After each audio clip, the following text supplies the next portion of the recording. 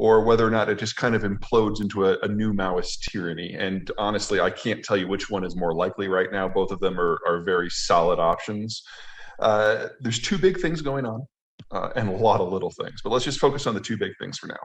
First, China is the country on the planet whose way of life and whose economy is most dependent upon the United States cooperating. The United States is the country that makes globalization possible. We changed the way the world worked after World War II and allowed countries to go anywhere and interact with anyone else and participate in any supply chain and buy any commodity and sell to any market.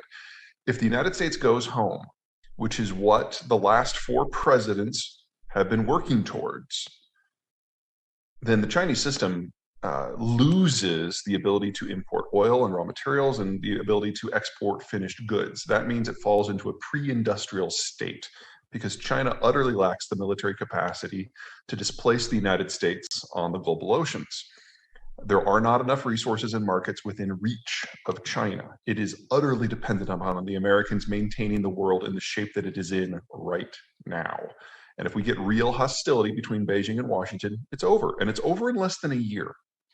Is that really Absolutely. right? And I'd actually argue that the U.S. already has cut it off. The troops have come home. Most of the naval deployments to places like the Persian Gulf have stopped. So all it takes is one match being lit by one player anywhere in the world. And since China is the most exposed power, China is the country that will fall first and hardest. Now, it might be an overstatement to say that they've all had the same goal, but they've certainly had the same attitude that the international world is something they really don't want to deal with. So Bill Clinton only met with foreign leaders, for summits, and he only started looking into foreign policy like 24 hours before the summit. And his interpersonal skills were great. The summits went well, but then there was never any follow-up. W fought the wars in the Middle East, and so it was one policy all the time and to hell with everything else. Obama didn't like to meet with anyone, and so we really didn't have foreign policy for 8 years. And then we had Trump, who was antithetical to all things international. And now we have Biden, who basically is the Trump's policy with a smile, different stationery, and a better grammar check. Well, the U.S. military is going through what's the best way to phrase this? A bit of a crisis of identity. They haven't gotten reasonable updated guidance from the president since George Herbert Walker Bush. And so they're working with an old playbook, but the world's changed in the last 30 years. So they've been told that they need to be able to fight a major naval conflict within sight of the Asian mainland. Well, that's not feasible today.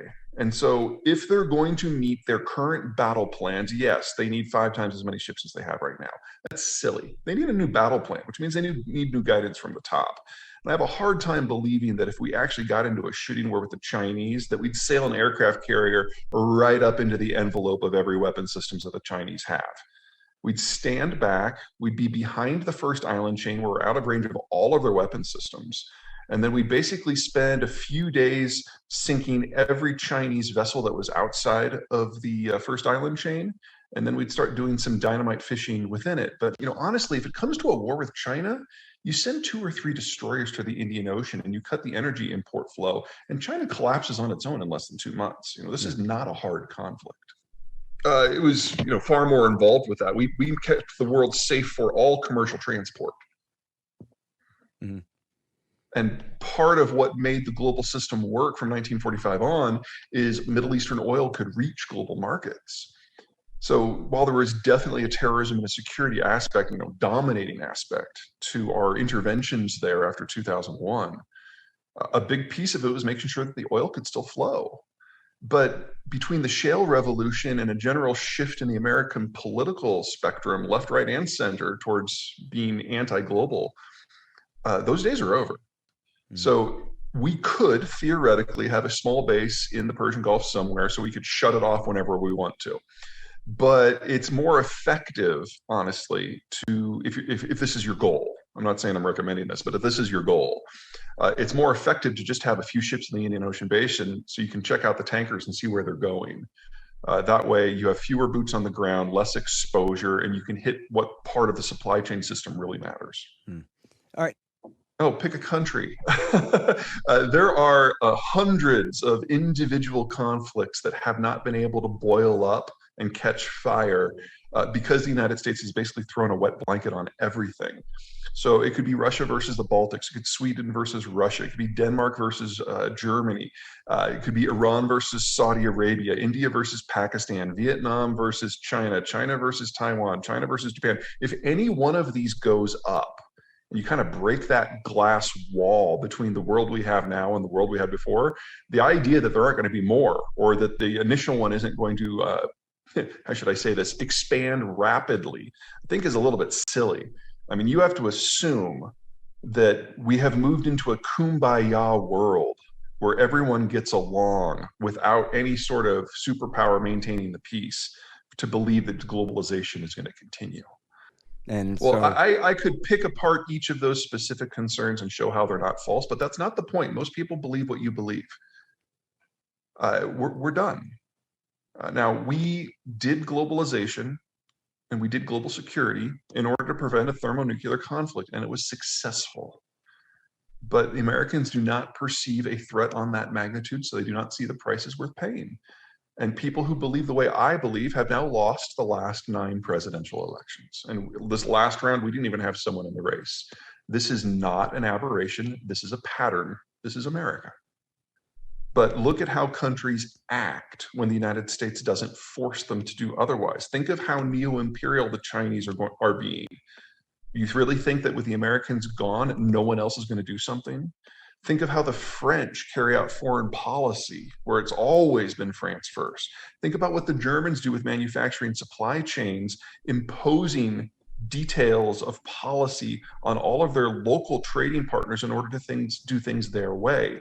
Every country has their own belief in how things should run in order to make their system better than others. But they can only do that if everyone else does things their way. Well, the advantage of the American-led system is we forced a certain code of conduct and a certain sort of rules that removed a series of tools of state power from the table altogether, primarily military action. With the United States gone, you have to assume that every single country will continue to abide by that rule, except for myself. So the Chinese are being more belligerent military, but they're betting that no one else will. That's a bad bet. But think about what's going to happen the next time the Indians have an energy crisis and they see all these slow-moving super tankers full of crude going to the Chinese. It would be hard for them to take any, and it's not like the Chinese can do anything about it. And you can have some version of that story in almost every part of the global ocean, particularly at the choke points. The next time that the Iranians and the Saudis get into it over Hormuz and the U.S. isn't there, what do you think is going to happen? I want to take the really cold historical view. This is actually working out really well, because when the Shia majority has been in charge of Iraq, they have always screwed it up. They have always led to the collapse of the state. And so if you're willing to take a very cold anti-humanitarian view, this is perfect. They screw it up. They rule like they can, and they can't. Anyway, we're getting away from the core topic here. You want me to get into the second issue of why the Chinese are going to vanish? Sure, yeah. So, and when I say vanish, that's the word. They are literally vanishing as a people. Everyone's familiar with the one-child policy. It worked very well. If anything, it worked incredibly too well. And after having it in place for 35 years, we have a population bomb. And as of January of this year, according to official Chinese state statistics, China was the fastest aging society in human history, with the largest sex imbalance in human history. They had aged past the point that they could even theoretically maintain their population at its current size into the future. They had run out of people of childbearing age.